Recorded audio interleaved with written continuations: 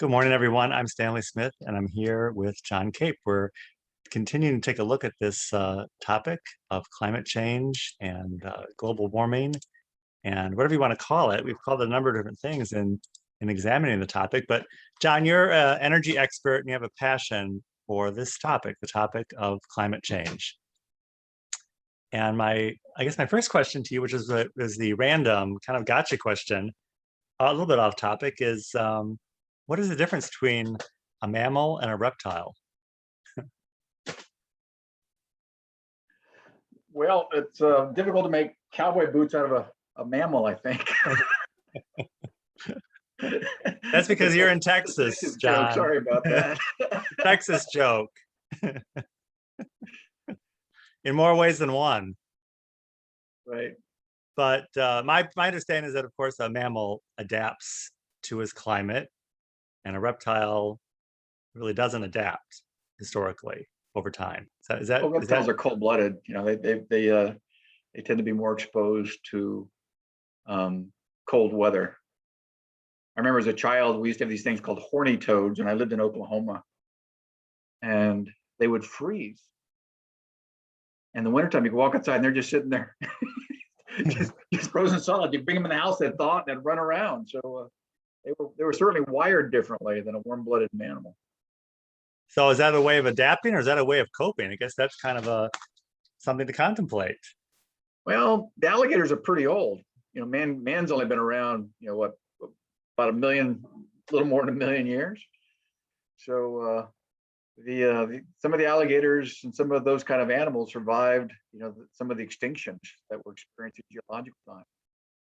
And so I guess under certain circumstances, they have an advantage. Under others, most of the dinosaurs were sort of, I guess, now considered bird-like, but for many years were sort of considered more reptile-like. And there was a period when those guys went away for the most part. The reason I was asking is I thought it was kind of an interesting thing to ponder on the topic of climate and weather changes, because we all experience this, and science tells us that this is so. But I guess after really looking at this topic in depth with you, I guess my question is, so what? So what? Like if it doesn't directly impact us and it's something that's naturally occurring, how is this all made for good policy? And does this current bent for directing policy on climate change philosophy really benefit anybody? Any thoughts on that? Well, I've got some slides that can address this stuff for you. And now we're not looking at slides at the moment, because this is kind of an intro to the slides that we'll make available to people. Okay. And then my last rhetorical question was, is climate change just another fancy white person issue that distracts us from actually helping people in need? Well, we'll go over our slides in a second, but one of the interesting discussions I guess I pulled out of the woodwork was a discussion by C.P. Snow talking about the two cultures. And in C.P. Snow's traditional lecture back in 1959, when he put this out, the two cultures were sort of the difference between the scientist and the literary intellectuals, or I guess you'd call them the elites today, and or the educated elites, the highly educated elites maybe. And his observation was that a lot of times these very highly educated elites are pretty much illiterate when it comes to science. They can't explain to you what the second law of thermodynamics is. They can't answer simple questions, and yet sometimes because of that insecurity, they want to grasp onto very, very simplistic narratives. And when they grasp onto those narratives, no amount of scientific information is going to persuade them otherwise, because their version of it, and they're proud they have a version of it, it's something they clutch onto with great ardor. And some of this material I'm going to cover with the slides shortly with actual quotes and stuff. But I think it was insightful to sort of take a look at what we're seeing. If you think about the Democratic Party, for example, they're sort of known as the party of the elites, the educated elites. Who do they have now? They've got high tech. They've got probably a greater share of academia, of course. They've got a lot of the a lot of Wall Street in certain ways, and here in Houston, they're supposed to be representative of a lot of the the more educated white people. That was kind of they were considered less likely to support President Trump in the last election. Then we're sort of down to earth ordinary folk. And so from that vantage point, I guess, I think some of CP Snow's points and some of Richard Linson's observations, who comments on these points, are very insightful for sort of the phenomenon we're dealing with here. And it's an elitist kind of assessment on what sort of behavior we should expect and what sort of behavior we're seeing and what does that mean. And I'll try to cover that with these slides coming up. Well, and I think it has come up as a recurring theme that it is kind of elitist and it is somewhat pretentious. But John, more important, now we're ready for the lightning round. So another zinger for you. The lightning round. These are cold questions. The lightning round, and you'll be timed on these. So just give your quick answer to carbon footprint, step or misstep. Carbon footprint, step or misstep. What's your answer? I don't. This sounds like a Rorschach test or something. I mean, You have to give an answer. Step or misstep. What does it mean? A carbon footprint's like I step on the ground and I step on in a pile of coal. I mean, Al Gore had us believing that we had to be very concerned about our carbon footprint. So, carbon footprint, is that a step or a misstep? I think it's a misstep. Climate change, political narrative or natural phenomenon? Well, it's a natural phenomenon. Climate changes all the time, and it changes mostly before natural causes, and has historically. Excellent. Next lightning round, carbon dioxide, naturally occurring or toxic byproduct? It's naturally occurring. Venus is 96% carbon dioxide. They have no life there. So the reason we have less carbon dioxide is Mother Nature has basically found a way to sequester it into the rock, which has kept it out of the atmosphere and the ocean system. Next question, plants, more or less? Plants would like to see more carbon dioxide. Ideally, we're somewhere around 410, 15, or 20 right now with the amount of carbon dioxide concentration in the atmosphere. And they'd like to see about 1,600. They'd like to see it 4 times higher. Excellent.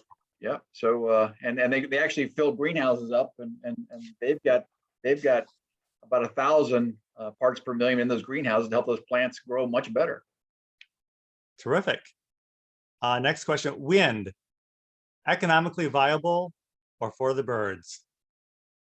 Well, it takes the birds out, that's for sure. Lots of bats too at the same time. But no, the challenge with wind and solar is they're just too unreliable. I mean, in an offshore environment, maybe in fact they could be more reliable, because I've been offshore and seen the wind blow more steadily offshore than it does onshore in most places. But that unreliability means that you don't know when it's going to come. You can't turn it up when you want to turn it up. It goes missing, and you got to find a way to replace it when you have to. The backups themselves, you've got to come up with. They don't actually decrease our carbon dioxide emissions, and all in all, they've just, everywhere it's been tried, they've driven electricity prices much higher with very little to show for it. Next question, renewables. Show me the money, or I'd rather have chewables. Well, the renewable is an interesting term because it gets applied to a number of different things.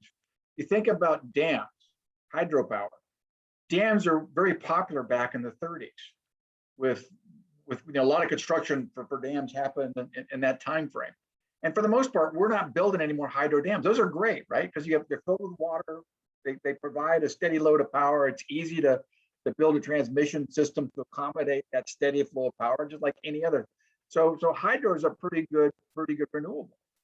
You start talking about wood pellets, and if you want to call that sustainable, but it's actually producing more carbon dioxide than coal would produce. It's burning dirtier, more pollutants than coal would produce. You know, and that's a renewable that I don't think is ready for prime time. I think that's a big bait and swap.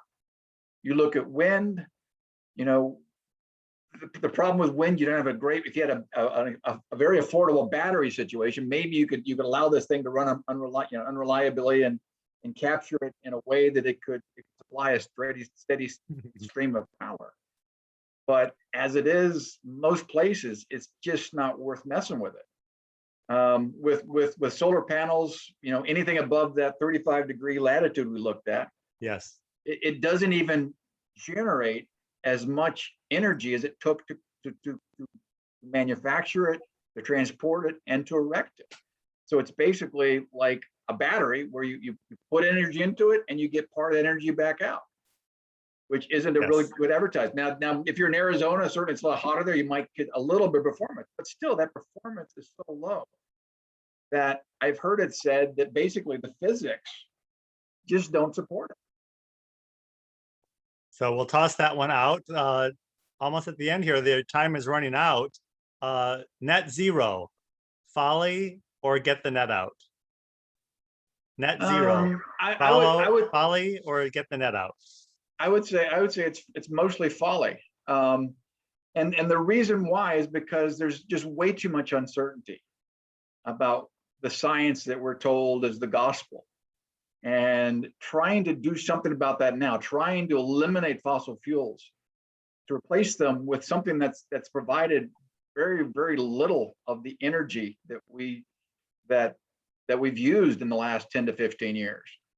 You know, certainly if you want to replace it with something, replace it with nuclear. That would be something that would last longer and give you. John, that's not even a bonus question. We can't go there today.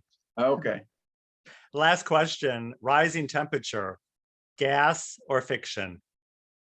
Well, there is a little bit of warming, and that warming has been over the last 150 years. But it's everything is relative. Over what period are we talking about? If you're looking at over the last 1,000 years, the medieval period was warmer than it is now. And then we had the Little Ice Age, where the Thames River in the UK froze. And they used to ice skate on that thing. It was really, really cold. And it was also associated with the Black Death and other really miserable parts of our existence in the Dark Ages. And then coming out of that ice age, you know, when George Washington froze his butt off at Valley Forge, that was colder than it is now. And since then, the temperature's been rising. So yeah, it's a real thing, but I think we're probably a lot better off now than we were in the Dark Ages or were in Valley Forge. The extra warmth, you know, people retire, where do they move? They move to the south. Why? Because the warmth is nice. Especially if they have an air conditioner they can walk into if they get too much warmth. And so that's a very good point, John. The bottom line is when the warmth is basically much better than a hell of a lot of cold, which what we'll get with the next glaciation period, give me the warmth. Well, you asked about the time frame, and in the current narrative, the time frame is like the last 5 minutes. So that's about all people are interested in, and that's why I appreciate you putting up with me through that silly exercise. But as we talked about just as we started this brief introduction, that most people have very little time to devote to any topic, especially the topic of climate change. So I hope that was amusing for some people and piques their interest to take a look at some of our more in-depth material, which we'll be looking at shortly. So John, I look forward to continuing the conversation in just a moment. Thank you so much. Thank you.